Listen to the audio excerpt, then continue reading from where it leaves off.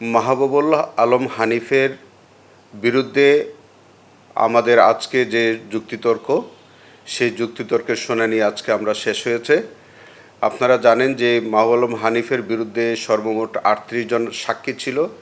তন্মধ্যে আমরা 19 জন সাক্ষীর সাক্ষ্য নিয়েছি এবং তারা বাকি যে সাক্ষীর সাক্ষ্য এটা আমরা প্রয়োজন মনে করি নাই। আমাদের 19 জন সাক্ষী তারা প্রত্যেকেই তারা ঘটনার সমর্থন করেছে, সাক্ষ্য দিয়েছে এবং আসামির বিরুদ্ধে যে 3টা চার্জ আমরা এনেছিলাম, একটি চার্জ হচ্ছে 17 তারিখে একটা, 27 আগস্টে একটা এবং 5 আগস্টে একটা।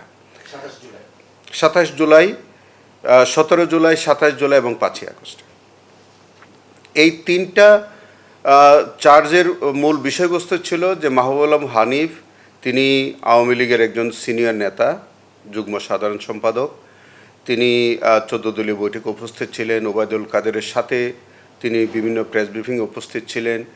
ওবায়দুল কাদের যখন শুটের সাইট দেখামাত্র গুলির নির্দেশ দিয়েছিলেন সেই সময় তিনি উপস্থিত ছিলেন।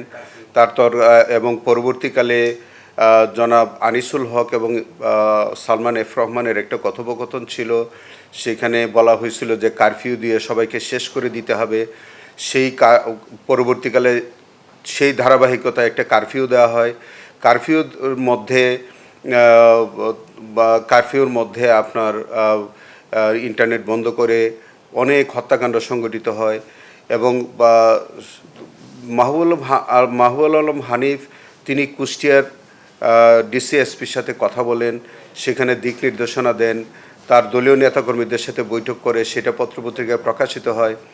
দলীয় নেতাকর্মীদেরকে এই নির্দেশনা দিয়েছিল যে সেখানে যে কোনোভাবেই হোক আন্দোলন দমন করতে হবে। সেখানে পরবর্তীতে 5 আগস্টে 6 জন শহীদ হন এবং মানবতা বিরোধী অপরাধ সংঘটিত হয়। সেখানে এই হত্যাকাণ্ডটা ছিল অত্যন্ত সিস্টেমেটিক এবং এটা ওয়াইড স্প্রেড এবং টার্গেটেড কিলিং ছিল, যার পরিপ্রেক্ষিতে আমরা 3টা চার্জ তাদের বিরুদ্ধে এনেছি। একই রকম অভিযোগ ছিল আমাদের হাসানুল হক ইনুর বিরুদ্ধে এবং তার বিরুদ্ধেও আমাদের পর্যাপ্ত সাক্ষ্য প্রমাণ পেয়েছি এবং একই রকম 2টা কুষ্টিয়ার মধ্যে এই হত্যাকাণ্ডগুলো সংঘটিত হয়েছে। এবং আজকে মাহবুবুল আলম হানিফের যুক্তিতর্ক শেষে জাজমেন্টের জন্য অপেক্ষমান রাখা হয়েছে, যেটাকে আমরা সিএভি বলি, এবং হাসানুল হক ইনুর বিষয়টাও অপেক্ষমান আছে। আমরা প্রত্যাশা করছি যে 1 জুলাই 2026 আমাদের এই ট্রাইব্যুনাল 20 দিনের ছুটি বুক করবে। তার আগে এই 2টি মামলার জাজমেন্ট আমরা পাবো বলে প্রত্যাশা করছি।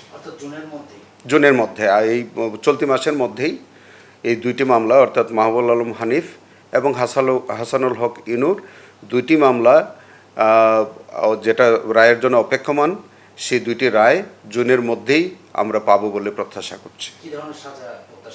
না, আমরা তো মনে করি যে তাদের বিরুদ্ধে যে চার্জগুলো আনা হয়েছে সেই চার্জগুলো সন্দেহাতীতভাবে প্রমাণিত হয়েছে এবং আমরা তো প্রত্যাশা করি যে এই চার্জগুলোর যে আইনে তাদের বিরুদ্ধে চার্জ গঠন করা হয়েছে 20-এ আমাদের 20 দ্বারা সর্বোচ্চ শাস্তি আমরা প্রত্যাশা করি। আমরা আশা করি যে তাদের আইন অনুযায়ী সর্বোচ্চ শাস্তি হবে। Thank you.